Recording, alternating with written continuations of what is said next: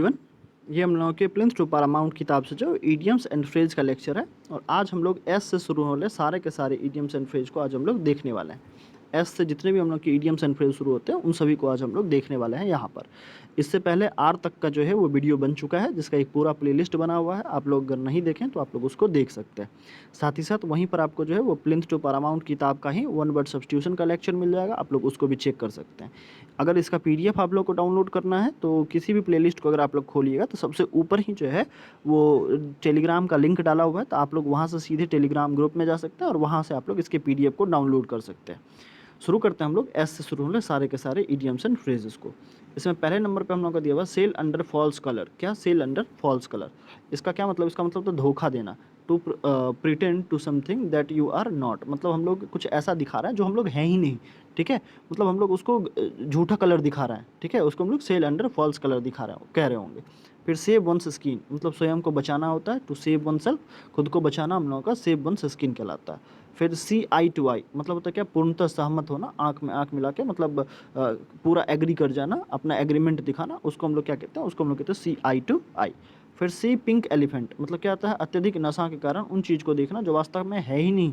अब हम लोग को पता है कि एलिफेंट तो या तो वाइट हो सकता है या ब्लैक हो सकता है, लेकिन यहाँ पिंक एलिफेंट की बात करी जा रही है जो कि कभी संभव ही नहीं है ना।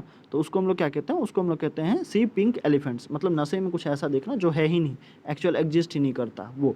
फिर हम लोग का सी रेड, क्या होता है? गुस्से में होना, मतलब होता है to very angry, to be very angry, मतलब काफ़ी ज़्यादा गुस्से में होना।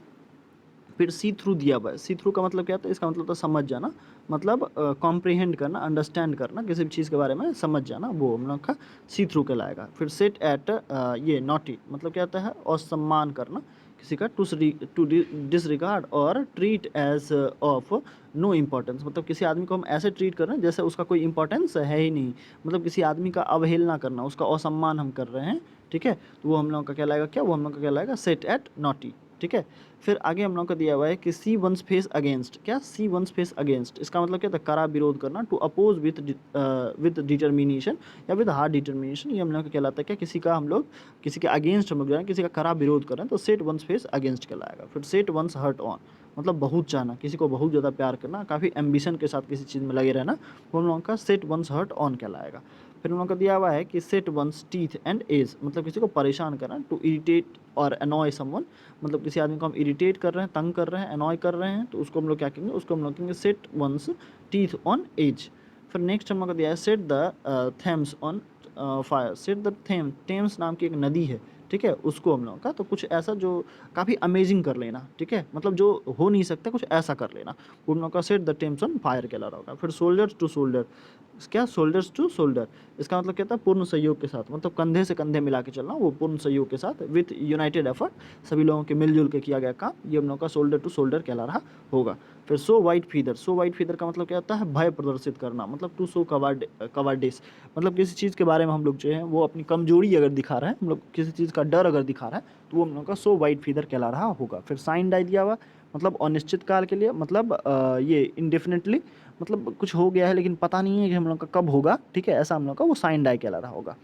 फिर हम लोग का नेक्स्ट है सिट ऑन द फेंस। क्या? सिट ऑन द फेंस, मतलब किसी पक्ष का नहीं होना, किसी पक्ष का नहीं कुछ भी लेना, तो refuse side, to refuse to take side in a dispute, मतलब किसी डिस्प्यूट में हम किसी भी तरफ से नहीं बोलेंगे अगर, तो हम लोग का क्या कहलाएगा? वो हम लोग का कहलाएगा सिट ऑन द फेंस, ठीक है, मतलब बीच में बैठना, बीच में दोनों की बातों को सिर्फ सुनना, ऐसा।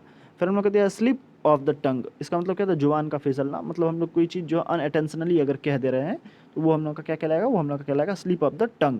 फिर हम लोग का स्लो कोच दिया, मतलब एक ऐसा व्यक्ति जो काफ़ी आलसी है, काफ़ी लेजी अप्रोच जो रखता है अपने कामों के लिए, वो हम लोग का स्लो कोच कहला रहा होगा। फिर स्मॉल फ्राई दिया हुआ। स्मॉल फ्राई का क्या मतलब होता है? स्मॉल फ्राई का मतलब होता है गैर महत्वपूर्ण व्यक्ति, कोई एक ऐसा आदमी जो इनसिग्निफिकेंट है, उसको हम लोग स्मॉल फ्राई कह रहे होंगे। फिर स्मॉल रेट दिया, मतलब कुछ बहुत गलत होने वाला है, ऐसा कुछ महसूस करना, सस्पेक्ट करना किसी ऐसे चीज़ को जो नेक्स्ट आगे हम लोग का गलत होने वाला है, रॉन्ग होने वाला है, तो उसको सस्पेक्ट कर लेना, पहले ही उसका पता लगा लेना, वो हम लोग का क्या कहलाता है? वो हम लोग कहलाता है स्मेल ए रैट। फिर हम लोग का दिया हुआ क्या? स्मूथ सेलिंग, मतलब क्या था? परेशानी के बगैर इजी प्रोग्रेस जो होता है उसको हम लोग स्मूथ सेलिंग कह रहे होते हैं। फिर हम लोग का snake in the grass, important है ये भी, इसका मतलब क्या होता है? आस्तीन का सांप, मतलब कपटी मित्र, एक सीक्रेट इनेमी, जिसको हम लोग देख तो नहीं रहे लेकिन है वो बहुत ज़्यादा खतरनाक हम लोगों के लिए, तो उसको हम लोग क्या कहेंगे? उसको हम लोग कहेंगे स्नेक इन द ग्रास। फिर हम लोगों का नेक्स्ट है क्या? सेक इन द ये सू, मतलब क्या होता है? डर से कांपना, शेक इन द शू मतलब क्या होता है, डर से कांपना। टू ट्रेम्बल विथ फियर और ये एप्रीहेंशन मतलब होता है क्या, काफ़ी ज़्यादा डर से किसी भी चीज़, किसी भी आदमी का या किसी भी चीज़ का कांपना, वो हम लोग का शेक इन द शूज़ कहलाएगा। फिर हम लोग का शो द ड्रैगन्स टीथ, क्या शो द ड्रैगन्स टीथ मतलब भविष्य के लिए परेशानी इकट्ठा करना, वो हम लोग का कहलाता है क्या, शो द ड्रैगन्स टीथ। फिर हम लोग का स्पीक वंस माइंड दिया मतलब मन की बात करना, तो जो हम लोग के दिमाग में चल रहा है ये हम लोग बताना, ये किसी को बताना, ये हम लोग का स्पीक वंस माइंड कहलाएगा। फिर स्पीक एंड स्पैन दिया हुआ मतलब क्या होता है, साफ सुथरा, in order, neat and clean, काफ़ी बेहतर तरीके से सुव्यवस्थित, उसको हम लोग स्पीक एंड स्पैन के रूप में जानेंगे। फिर stand on one's own leg मतलब खुद के पैरों पर खड़ा होना, मतलब आत्मनिर्भर होना, सेल्फ डिपेंडेंट होना। जैसे मैं घर से 1 रुपया भी नहीं लेता हूँ, मतलब मैं सेल्फ डिपेंडेंट हूँ, ठीक है, मैं अपने पैरों पे खड़ा हूँ, तो ये कहलाएगा क्या, ये कहलाएगा stand on one's own leg, ठीक है। फिर stand stick on one's gun मतलब क्या, अटल रहना, अपनी बातों का पक्का रहना। टू स्ट्रिक्ट एंड डिटरमाइंड मतलब कोई एक ऐसा आदमी जो कह दिया मतलब कह दिया, इससे अपने बातों को चेंज वो करने वाला नहीं है, वो हम लोग का क्या कहलाएगा, वो हम लोग का कहलाएगा stand stick on one's gun. Next हम लोग का क्या दिया, नेक्स्ट हम लोग का दिया हुआ stand somebody in good stead मतलब क्या होता है, हम लोगों का लाभदायक स्थिति में होना, मतलब हम लोग किसी भी चीज़ से अगर बेनिफिट उठा रहे हैं तो वो हम लोग का ये stand somebody in good stead के रूप में जाना जाएगा। फिर स्टील ए मार्च दिया मतलब गुप्त तरीके से चुपके से किसी भी चीज़ से अपना प्रॉफिट कमा लेना, वो हम लोग का क्या होता है, वो हम लोग का होता है स्टील अ मार्च मतलब होता है क्या, चुपके से लाभ कमा लेना ये।